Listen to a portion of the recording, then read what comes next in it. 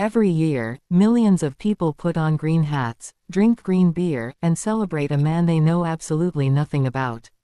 No snakes. No shamrocks. No parade. The real street. Patrick was a kidnapped teenager, a runaway slave, and a man who heard voices in the dark, and followed them across the sea. Here are 7 things you didn't know about him. And I promise, by the time we get to number 4, you're going to question everything. Fact 1, he wasn't Irish. Let's start with the thing that's going to annoy every Irish person watching this.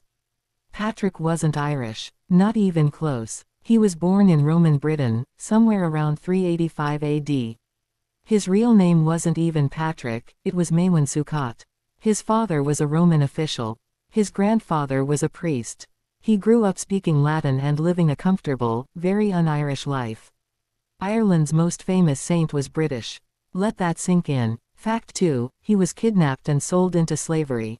When Patrick was 16 years old, Irish raiders hit his coastal village. They took him, dragged him across the Irish Sea, and sold him into slavery in the very country he would one day make famous. For 6 years, he worked as a shepherd, alone, cold, and starving on an Irish mountainside. No family, no way home, no plan. And that's where the story gets strange. Because it was in that silence, 6 years of it, that Patrick says something began speaking to him. Fact 3, a voice told him to escape.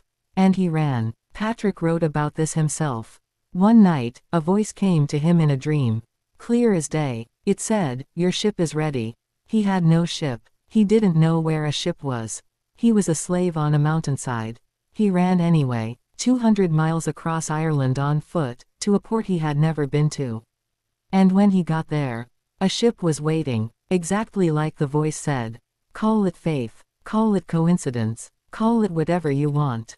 The man walked 200 miles on a dream, and it worked. Fact 4, he went back. Voluntarily. Here's the part that genuinely messes with your head. Patrick escaped. He made it home to Britain. His family was overjoyed. They begged him to never leave again. And then he had another dream.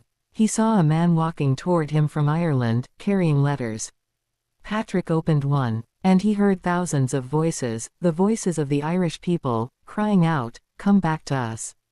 So he went back, voluntarily, to the country that enslaved him, to the people who stole 6 years of his life. Not as a victim, as a missionary. That is either the most insane thing you've ever heard, or the most extraordinary act of forgiveness in history. Fact 5, he picked a fight with the most powerful king in Ireland. When Patrick arrived back in Ireland, he didn't tiptoe in quietly. He walked straight into a confrontation with the High King. During the sacred pagan festival of Beltane, every fire in Ireland was supposed to be extinguished.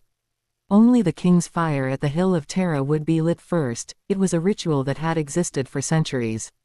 Patrick lit his own fire on the Hill of Slane, directly across from Tara, before the king even struck a spark.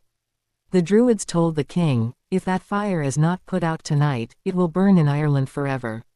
They were right. It has. Fact 6, the snakes were never real. Everyone knows the story. Patrick drove all the snakes out of Ireland.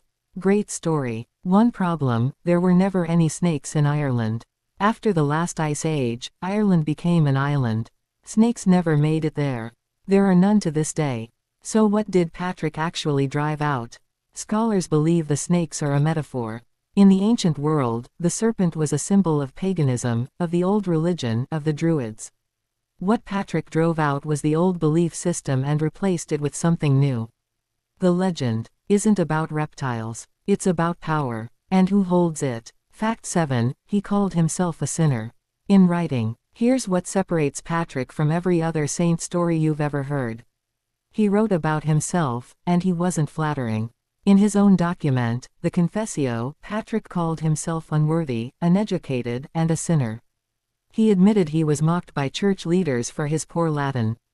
He admitted doubt. He admitted fear. He also wrote a furious letter to a British warlord who had taken newly baptized Irish Christians as slaves, because Patrick knew exactly what that felt like. This wasn't a polished saint performing miracles for the crowd. This was a broken, complicated man who kept showing up anyway. And maybe that's the most remarkable thing about him. A kidnapped boy, A runaway slave. A man who heard voices and followed them back into the arms of his captors. Not a myth. Not a fairy tale. A real human being, flawed, frightened, and unstoppable. That's the real Street Patrick. And he deserves a lot more than green beer.